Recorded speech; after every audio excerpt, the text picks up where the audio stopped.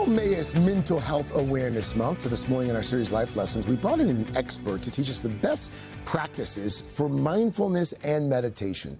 Dora Kamau is the lead mindfulness teacher at Headspace. Headspace is this really cool digital mental health company, and it's an app that provides guided tools to improve well-being. Dora, welcome. Thank you. Excited to be here. Oh, we're thrilled to have you. So first of all, before we dig into it here, explain for folks who might be watching or listening the difference between mindfulness and meditation. Yeah, this is a great question. I like to think of meditation as a way for us to take care of our mind.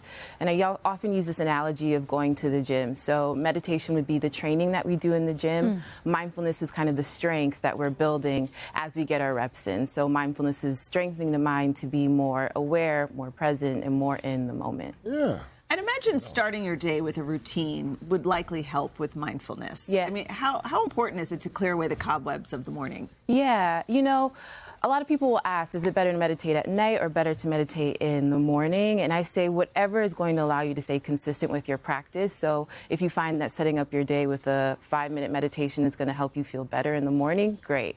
If you find that you need to unwind from your day and de-stress at night, meditate at night. So yeah, there's no this is better than that. I think whatever you can do to help it to stay consistent and be help you to have a more repetition in your practice. Yeah. Dora, so many of us have trouble sleeping nowadays because our minds are just racing when we're supposed to be sleeping. How can mindfulness get us in a place where we can get more rest? Yeah, I love this question. So I think when we think about sleep, we often talk about sleep when it comes to going to bed. But as a mindfulness teacher, I'm thinking about sleep the moment that I wake up.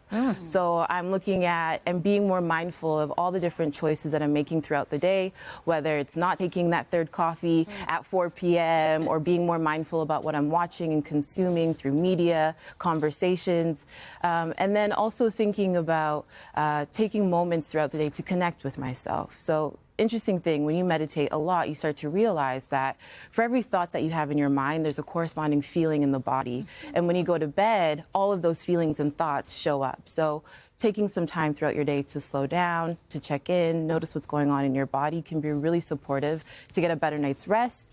And then lastly, creating a calming environment. So before you sleep, I encourage you to dim the lights, no phones, no screens if you can, maybe a candle, reading a book, to kind of support your body to rest and let it know that, hey, it's time to wind down now. I see why you're a mindfulness teacher. You've got this soothing spirit about Very you. calming. Thank you.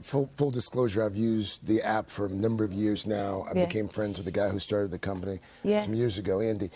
How do people get the best out of the app? What are some best practices for folks who might be using Headspace? Yeah, if you're a beginner, I always like to tell people start small. When I first started to meditate, I thought I needed to meditate for an hour a day, and that is not necessary. 3, 5 minutes, 10 minutes. We have a lot of great research that shows that even 10 minutes a day can have a huge impact on your mental health. And again, it's all about repetition. So being consistent with your practice and also being kind to yourself. It's hard to grow when you're being really challenging or really self-critical or really harsh towards yourself as you're building a practice. So I always like to invite people to be kind and compassionate. Give yourself some grace. Yeah. I'd imagine modeling mindfulness is important for kids to see and to emulate. Yeah.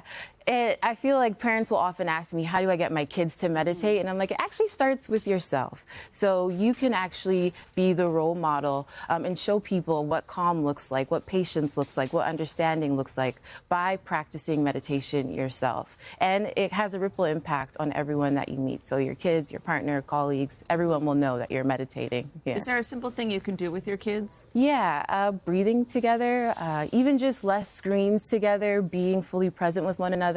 But I think a deep breath is something that everyone enjoys because you can immediately feel the impact of one deep breath. I just took one right now. By the way, nice, right? As soon as she said it, I did the same thing. Thank you. Thank you for helping us stay calm. Thank you. Thank you. By the way, for Dora's top 3 mindfulness exercises for beginners, go to the website. We've put them there, today.com. Thank you so much. Hey, thanks for watching. And don't forget, you can catch the Today Show every morning on NBC or take Today when you're on the go. Just follow the Today podcast on Apple Podcasts, Spotify, or wherever you listen.